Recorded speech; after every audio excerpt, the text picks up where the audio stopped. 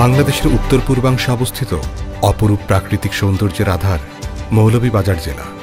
1757 সালের পলাশী যুদ্ধের পর এই জায়গাটি ইংরেজদের জন্য একটি বিশেষ অঞ্চল হিসেবে বিবেচিত হয়। তবে কথিত আছে সৈয়দ শাহ মোস্তফা রহমতুল্লাহ আলাইহের ভ্রাতুষ্পুত্র হজরত ইয়াসিন রহমতুল্লাহ আলাইহের উত্তর পুরুষ মৌলভী সৈয়দ কুদরতুল্লাহ মনু নদীর তীরে 1810 খ্রিস্টাব্দে একটি বাজার প্রতিষ্ঠা করেছিলেন।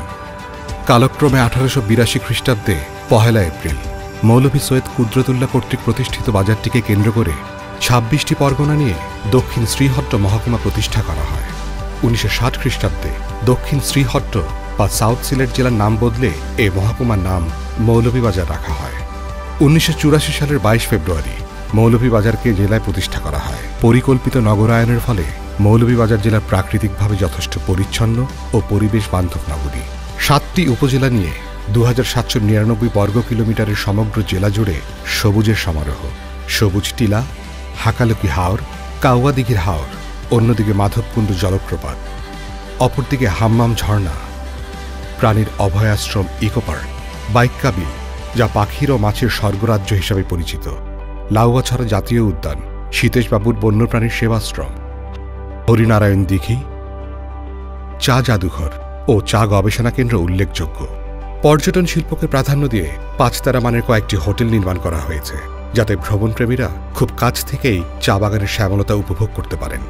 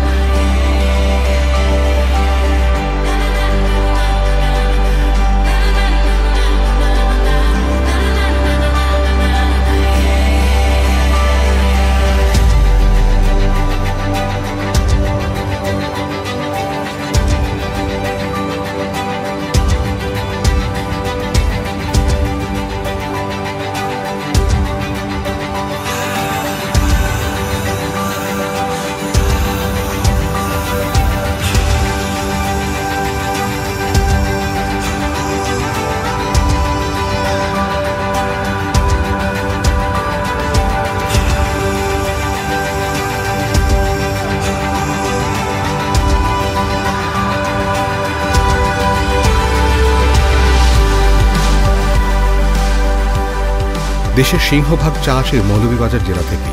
1834 সালে ইংরেজ অধিপতি রবার্ট ব্রুস মৌলভীবাজারের সীমান্তবর্তী এলাকা আসামের টিলাভূমিতে প্রথম চায়ের সন্ধান পান। এরপর 1855 সনের দিকে মৌলভীবাজার ও সিলেটের কিছু উঁচু টিলায় দেশীয় চা গাছের সন্ধান পাওয়া যায়। বাংলাদেশের মোট 161টি চা বাগানের মধ্যে 98টি মৌলভীবাজারে অবস্থিত। বর্তমানে এই অঞ্চলে চা উৎপাদনের পরিমাণ বছরে প্রায় 550 মিলিয়ন কেজি।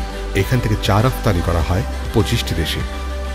তাছাড়া রাবার বাগান, আবাদি জমি, শিল্পায়নের অন্যতম গুরুত্বপূর্ণ উপাদান গ্যাসের প্রাচুর্যতার কারণে শিল্পায়নের ব্যাপক সম্ভাবনা আছে এই জেলায়। মৌলভীবাজার জেলার অন্তর্গত 51টি পাহাড়ি ছড়া সিলিকা বালু সম্পৃক্ত এলাকা হিসাবে 2013 সালের 18 জুন প্রজ্ঞাপন দ্বারা ঘোষণা করা হয়। মৌলভীবাজারের আরেকটি সম্ভাবনাময় শিল্প হচ্ছে আতর শিল্প। আগর গাছ থেকে তৈরি মূল্যবান তরল আতর মধ্যপ্রাচ্য সহ বিশ্বের অনেক দেশে রপ্তানি হচ্ছে।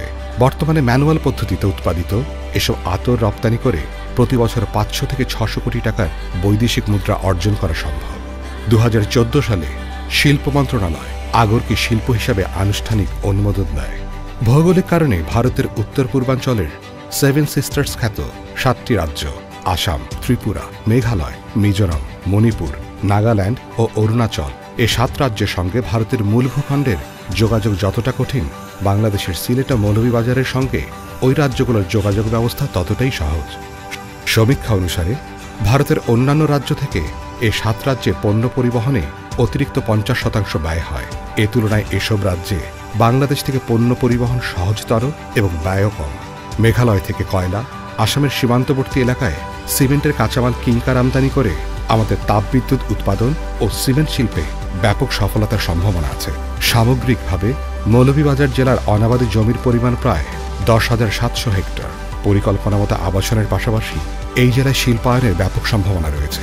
জনবল, জমির প্রতুলতা, যোগাযোগ, কাঁচামাল, পরিবেশ ও উন্নত অবকাঠামোর জন্য অনেক শিল্পোদ্যোক্তা আজ শিল্পের কলেবর বৃদ্ধির জন্য মুখিয়ে আছে এই মৌলভীবাজার জেলার দিকে।